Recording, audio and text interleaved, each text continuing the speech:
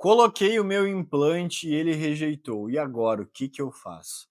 O maior medo de quem faz implante é que ele rejeite, perder esse implante, né? E como a gente procede depois que isso acontece. E no vídeo de hoje eu quero te explicar um pouquinho melhor como que funciona esse processo de cicatrização dos implantes dentários. Eu sou Marcelo Fontana, cirurgião dentista e especialista em cirurgia bucomaxilofacial e dedico os anos da minha vida a trabalhar com reabilitações sobre implante. E na verdade, um termo muito errado que a gente acaba usando para quando se perde um implante é que o corpo rejeitou o implante. E na verdade não é bem assim que funciona. Quando um implante não dá certo ou ele acaba sendo perdido, é por algum motivo cicatricial. Porque o material que a gente utiliza para fazer esse tipo de implantes é o titânio, que é o mesmo que a gente usa quando quebra um braço, quebra uma perna e precisa colocar uma placa, precisa colocar um parafuso ali na região. Então, são materiais que são compatíveis com o corpo, ele não entende como uma coisa estranha.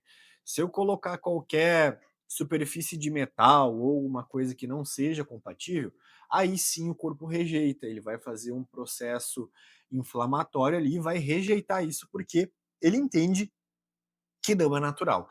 E os implantes, então, são ligas de titânio, né? Algumas com mais titânio, outras com menos, misturado com outros materiais.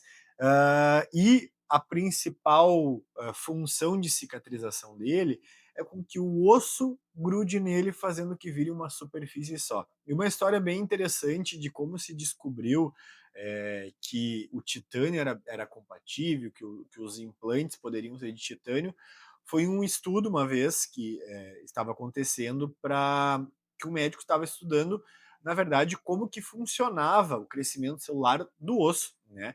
E ele instalou microcâmeras no fêmur de coelhos, né? O estudo era feito em animais e essas microcâmeras ficariam ali captando e registrando ao longo do tempo o processo de cicatrização, como as células funcionavam.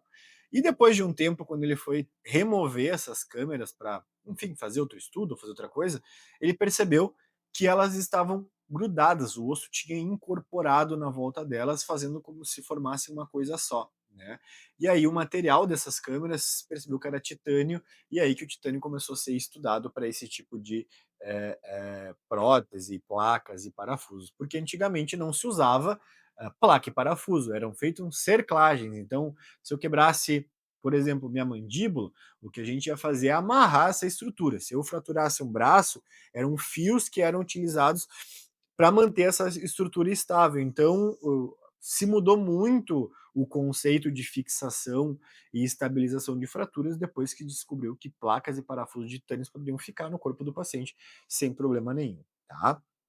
Então, a principal questão é no momento que eu instalo um implante, como que vai se suceder o processo de cicatrização do corpo. Então, vários fatores aí a gente tem que observar, né. Então são fatores diretamente relacionados ao paciente, como se o paciente é diabético, se ele trata essa diabetes, se ele tem alguma alteração óssea, se ele tem algum problema de saúde, se ele é fumante, se ele consegue se cuidar no pós-operatório, se ele vai ter algum cuidado específico em relação ao depois da cirurgia, né, que vai fazer com que isso não inche tanto, que ele não tenha um bom processo de cicatrização. Então, são fatores diversos que vão poder fazer a causa da perda desse implante. Então, não adianta botar a culpa no profissional, muitas vezes, que fez o teu implante, que ele também pode ser um culpado, né, mas é uma via de mão dupla. Tanto o profissional quanto o paciente precisa ter processos bem delimitados para que tudo ocorra bem e essa cicatrização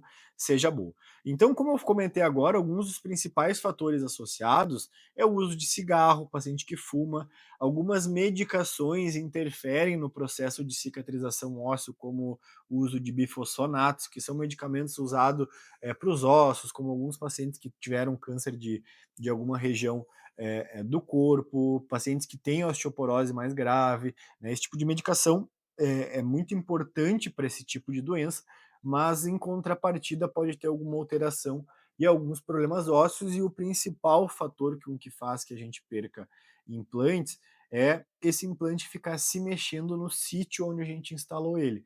Por isso que muitas vezes o dentista coloca o implante e deixa a gengiva cicatrizar por cima para que nada fique se mexendo ali. Então, eu não posso mastigar em cima desse implante, eu não posso morder em cima desse implante. Eu preciso ter uma estabilidade a longo prazo, para que ele passe aquele período de 3 meses, 4 meses, às vezes até 6 meses, dependendo se precisa enxerto ou não, sem se mexer. Se ele estabilizar e o osso colar, dificilmente vai se ter algum problema de cicatrização nesse implante e vai passar tudo bem. E outro fator também que é muito importante é quadros de infecção. A boca é uma região que é muito contaminada, então por bactérias dela mesmo, tá? Então, quando eu instalo um implante, muitos profissionais já passam antibióticos previamente. Eu passo sempre antibiótico para o meu paciente de implante, porque eu não posso correr risco de ter quadros de infecção associado a esse implante, porque provavelmente esse paciente vai perder esse implante se ele tiver um quadro infeccioso. Então é muito importante o dentista e o paciente terem cuidados nesses primeiros dias de pós-operatórios para que isso não tenha um problema. E alguns fatores também em casa de cuidado e depois que esses implantes estão cicatrizados, são fundamentais para a manutenção desse implante na boca do paciente, como alguns cuidados de higiene e nos primeiros dias de cicatrização de pós-operatório do paciente. Então, alguns materiais, alguns tipos de escova, alguns irrigadores vão facilitar para que o paciente tenha mais cuidado e consiga higienizar isso a longo prazo. Eu vou deixar aqui na descrição do vídeo o link de algumas escovas, alguns irrigadores orais, alguns materiais que podem facilitar nessa higiene de vocês, principalmente para aqueles pacientes que usam a prótese protocolo, que é de todos os dentes. Tu pode clicar no link, tu vai ver esse material ali. São materiais que eu já testei, eu já vi eles, então são bem interessantes e facilitam muito a higienização dos implantes dentários e das próteses do paciente. E também eu vou deixar aqui um guia que eu sempre passo para os meus pacientes de pós-operatório. Então, para ti que vai ter que fazer implante, já sabe que vai passar por esse processo, ou tá passando por esse processo e quer saber o que eu preciso fazer para cuidar, né? Quer ler isso de uma forma mais esclarecida, eu vou deixar aqui o guia que eu passo para os meus pacientes. É só clicar no link que tu consegue ter acesso a esse guia aí para ter um pós-operatório bom, ter um pós-operatório tranquilo e qualquer intercorrência já acionar o teu dentista para que não tenha problema nenhum no pós-operatório e o implante dure para sempre na tua boca.